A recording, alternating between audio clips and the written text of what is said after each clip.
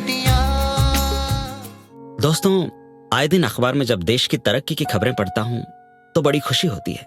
सोचता हूँ मेरा हिंदुस्तान कितनी तरक्की कर रहा है, लेकिन इन्हीं खबरों के बीच कुछ खबरें दिल को बड़ा कचोटती है। यकीन नहीं होता कि हम वही हैं कि जिनके धर्म ग्रंथों में यह कहा गया है कि जहां नारियों की पूजा होती है वहां देवता रमण करते हैं।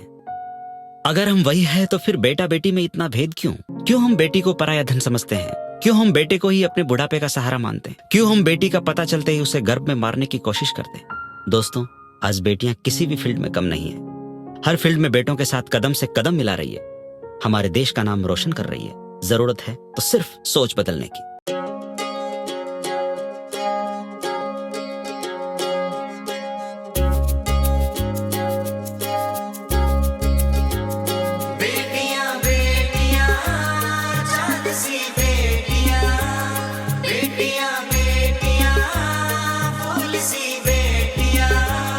चांद कब दूर है इनसे, सूरज तो सजदे में सर झुकाए। सितारे करे चाकरी कायनात का हर कतरा इन पे बल बल जाए। मंदिर के दीपक सी है ये मस्जिद की पाक अजान है। गिरजाओं की घंटी सी पावन गुरुवाणी सी ये महान है। फिर क्यों इतनी बेटी पे यारी चलती है? फिर क्यों बेटी की चिता गर्भ में जलती है? मत कम्मा को ये फलक से उतरी हुई सी है परियां, और सोच बदल के देखो पल दो पल के लिए। बड़ा नाम करेंगी रोशन बेटियां, बड़ा नाम करेंगी रोशन बेटियां, बड़ा नाम करेंगी रोशन बेटियां, बड़ा नाम करेंगी रोशन बेटियां। बेटियां बेटियां चांद सी बेटियां, बेटियां बेटियां फूल सी बेटियां। बेटी घर की वो है रोशनी, एक नहीं दो कुल तारेगी। मत समझो तुम अबला इसको, ना हारी है ना हारेगी। उड़ने दो इसको जी भर के, यह है एक नन्ही सी चिड़िया।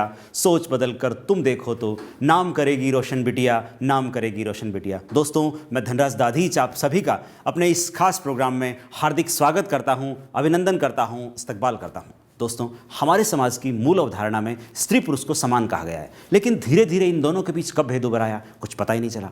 आज हालात काफ़ी नाजुक हैं। स्त्री को अबला समझकर उसे शोषित जीवन जीने के लिए मजबूर किया जाता है। हम बेटे की परवरिश तो बड़े गर्व से करते हैं, लेकिन बेटियां हमें बोझ लगती है, और शायद इसी सोच के चलते हम कन्या भ्रूण हत्या की ओर कदम बढ़ाते हैं। दोस्तों, आज बेटियां किसी भी फील्ड में कम नहीं हैं। वे बेटों के साथ कदम से कदम मिला रही है, हमारे समाज का नाम रोशन कर रही है। ज़रूरत है तो हमें अपनी सोच बदलने की। इसीलिए आपकी सोच बदलने के लिए हम लेकर आए हैं आपके लिए एक खास प्रोग्राम, जिसका नाम है नाम करेंगी रोशन बेटियां। नाम करेंगी रोशन बेटियां।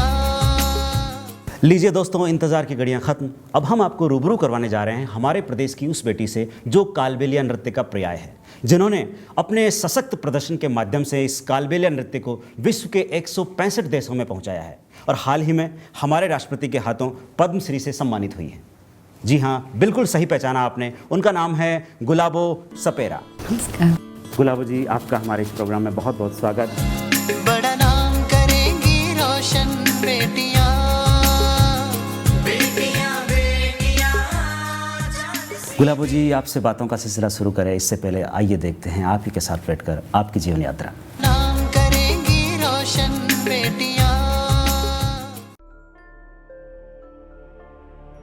जांको राखे साइयां, मार सके ना कोई, बाल न बांका कर सके जय जगबैरी होए। कई बार ये कहावत पन्नों से निकलकर असल जिंदगी को बयां करती है, और कुछ ऐसी ही दास्तान है कालबेलिया नृत्य का पर्याय गुलाबो सपेरा की। दाखा और भैरुनाथ की संतान, जिसे पैदा होते ही जमीन में गाड़ दिया गया। घर वाले नहीं चाहते थे कि परिवार पर एक बेटी का बोझ और बढ़े, लेकिन माँ तो आखिर माँ होती है। माँ ने घर वालों से नजरें बचा के उसे जमीन से बाहर निकालकर जीवन दान दिया, और समाज को ये सिखाया कि बेटियां बोझ नहीं बल्कि समाज का सबसे मजबूत आधार स्तंभ है। गुलाबों का जन्म 1960 में अजमेर जिले के कोटड़ा गांव में हुआ और धनतेरस के दिन पैदा होने के कारण इनका नाम धनवंतरी रखा गया। किंतु पिता भैरवनाथ ने कुछ समय बाद धनवंतरी के नाम को गुलाबो रख दिया और यही गुलाबो आगे चलकर कालबेलिया नृत्य का पर्याय बनी। हालांकि इतना लंबा सफर आसान नहीं होता, बहुत सी मुश्किलें आती हैं और गुलाबों की राह में भी बहुत सारे रोड़े आए। परिवार को यह कहते हुए समाज से बहिष्कृत कर दिया गया कि भैरवनाथ अपने परंपरागत काम सांप पकड़ना और बीन बजाना छोड़ अपनी लड़की को मंचों पर नृत्य करवाता है। किंतु इतना होने के बावजूद भी गुलाबो हारने वालों में से नहीं थी। उसने अपने पिता के सहयोग, कड़ी मेहनत और लगन के बलबूते अपना नृत्य जारी रखा। गुलाबो ने 165 देशों में अपनी नृत्य प्रस्तुतियां देकर देश और प्रदेश की पाग ऊंची की है। गुलाबो को इन्हीं उपलब्धियों के चलते हाल ही में राष्ट्रपति के हाथों पद्मश्री से सम्मानित किया गया है और गुलाबो ने यह साबित कर दिखाया है कि बेटियां बेटों से जरा भी कम नहीं हैं। बेटियां ऐसे ही नाम रोशन करती है और उनकी रोशनी दुनिया के अंधेरों को कम करती है।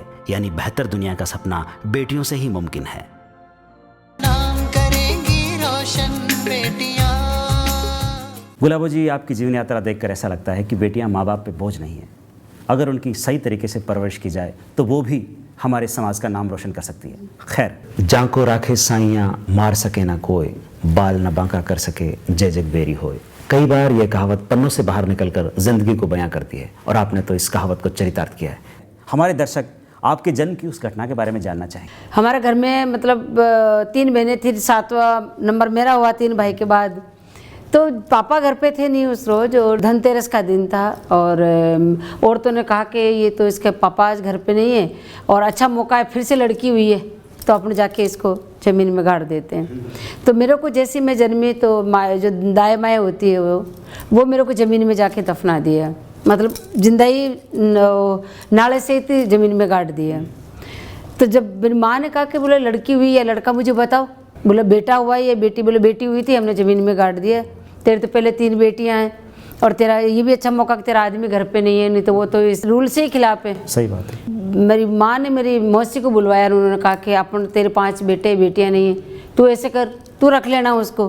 तो ऐसे करके मेरी माँ और मेरी मौसी दोनों ही नहीं समाज से डरी, नहीं किसी से कुछ नहीं, कहा कि बेटी को वापस जिंदा लेके आना तो आना है। तो मेरी माँ और मेरी मौसी रात को जाके और मेरे को 12-1 बजे रात की निकाल के लेके आई ज़मीन में से दफनाने के बाद। जब रात को रोई और मैं सुबह रोई तो वही औरतें आके सुबह मेरी माँ पे चढ़ गई कि बोले तुम तो एक लड़की को हमने ज़मीन में गाड़ दिया और तुमने निकाला। तो मेरे पिताजी ने कहा कि तुमने क्या मेरी बेटी को गाड़ा था? बोला हाँ हमने गाड़ दिया था और तेरी औरत निकाल के लेके आई है। बोले मैं तो इस चीज़ से राज़ी नहीं हूँ, फिर तुमने मेरी बेटी को कैसे गाड़ा?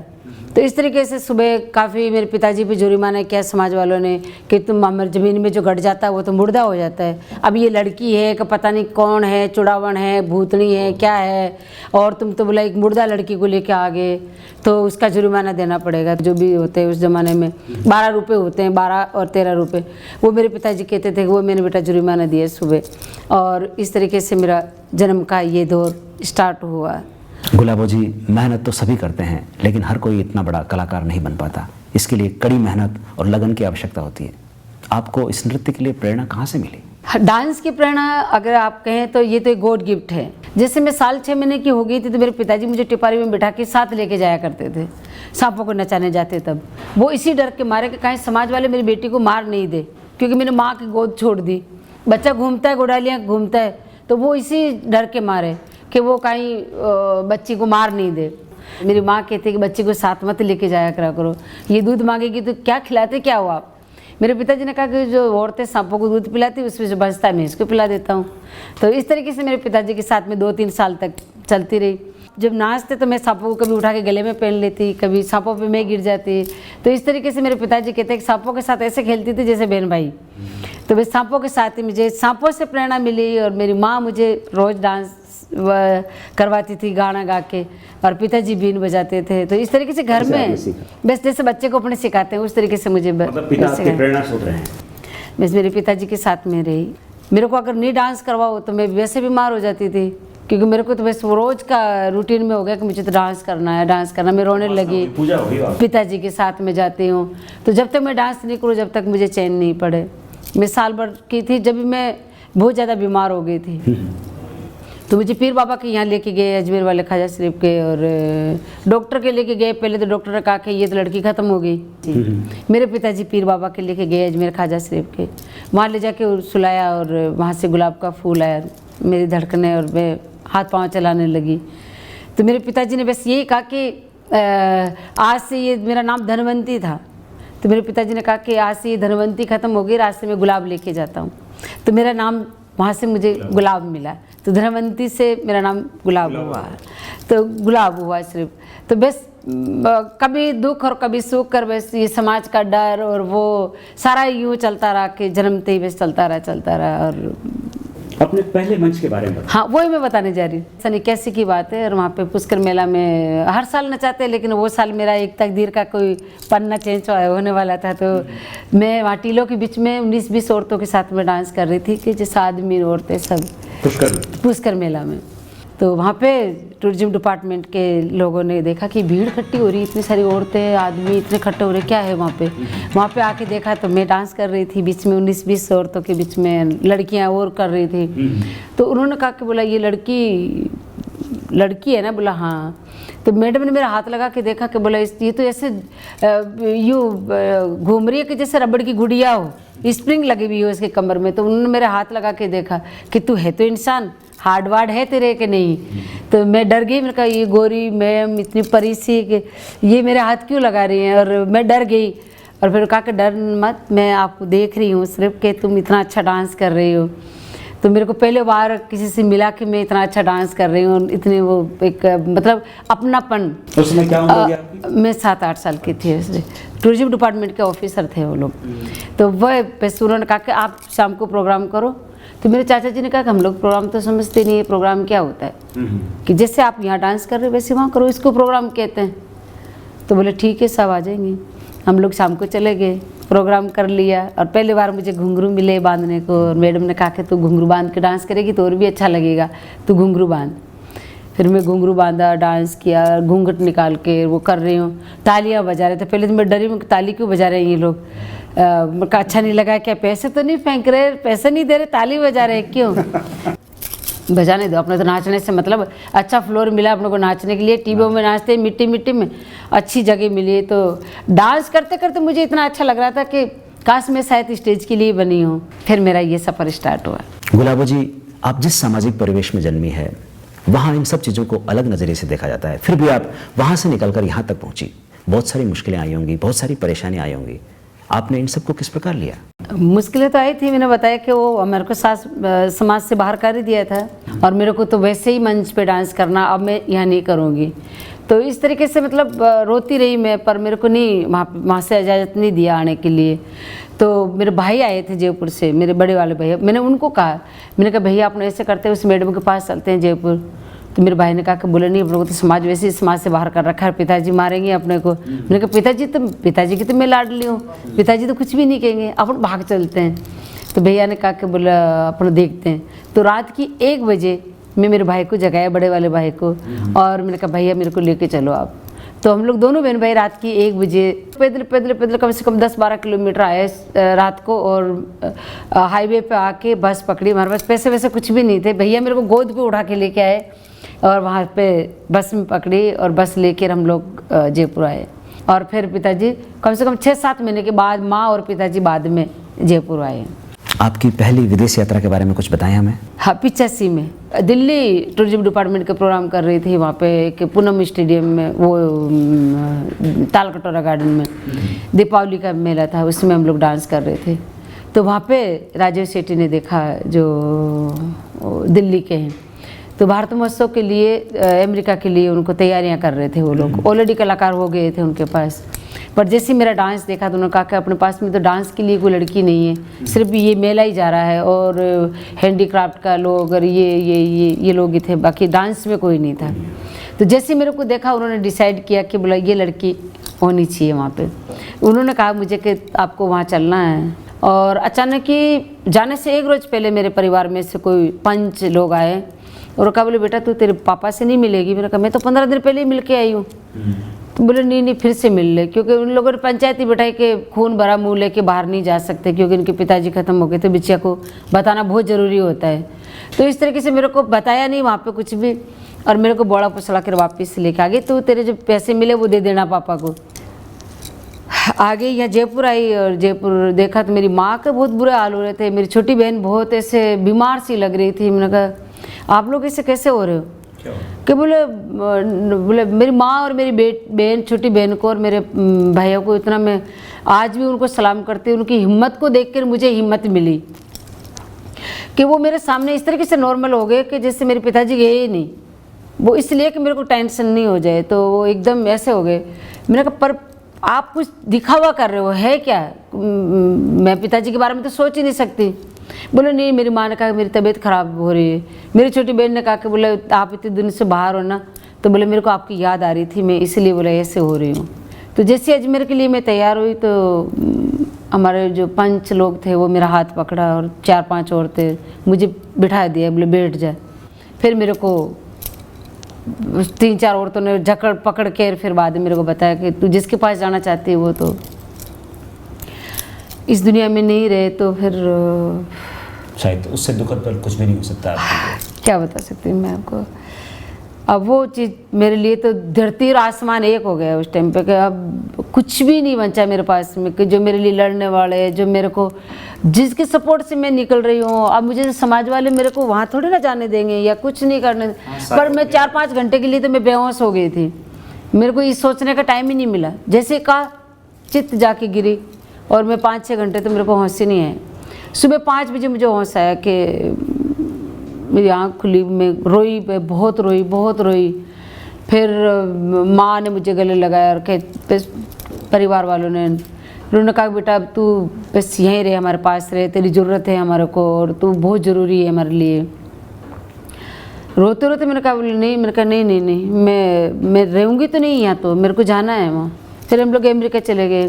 15-20 दिन बाद में डांस करते रहते, मेला बहुत चल रहा था वहाँ पे ही लता जी आए और उन्होंने मुझे आशीर्वाद दिया कि बोला तुम बोला बहुत अच्छा कर रही हो बेटा, और तुम देखना एक दिन देश का नाम करोगी, और तुम्हारे में एक स्पेशल है, कुछ है जो मैं कह नहीं सकती, और पर तुम्हारे में एक स्पेशल शक्ति है कोई। बड़ा आशीर्वाद आपके लिए। तो मेरे सिर पर हाथ रखा और वैसे ये कहा कि आप एक रोज़ बहुत बड़ा नाम करेंगी।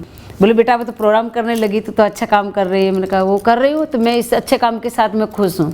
इस तरीके से उन्होंने मेरी पेट थाप ली। उन्होंने कहा कि तेरे सुना कि पिताजी, मैंने कहा आप लोग हो पूरा हिंदुस्तान है। उन्होंने कहा कि मैं बाप की जगह नहीं लेऊँगा। मैंने मेरे वो आठी का धागा बांधा, रिबिन खोली और मैं उनके राखी बांधी।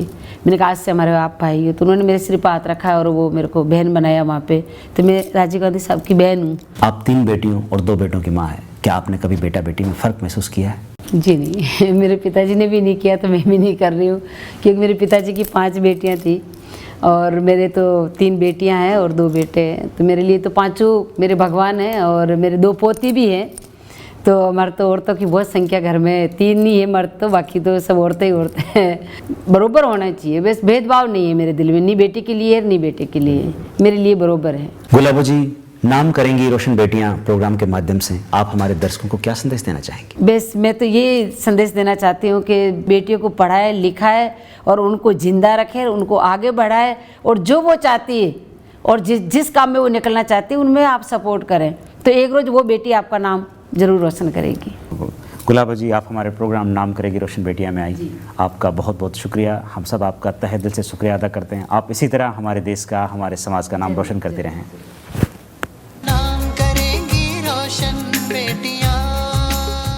दोस्तों, आज हमारे साथ मौजूद हैं फिल्म प्रोड्यूसर और समाज सेवी ओम जी यादव, जो हमारे इस प्रोग्राम में, जो हमारे इस अभियान में कदम से कदम मिलाकर साथ हैं। मैं उनसे बुलाना चाहूँगा कि वो आएँ और गुलाबो जी को स्मृति चिन्ह प्रदान करें।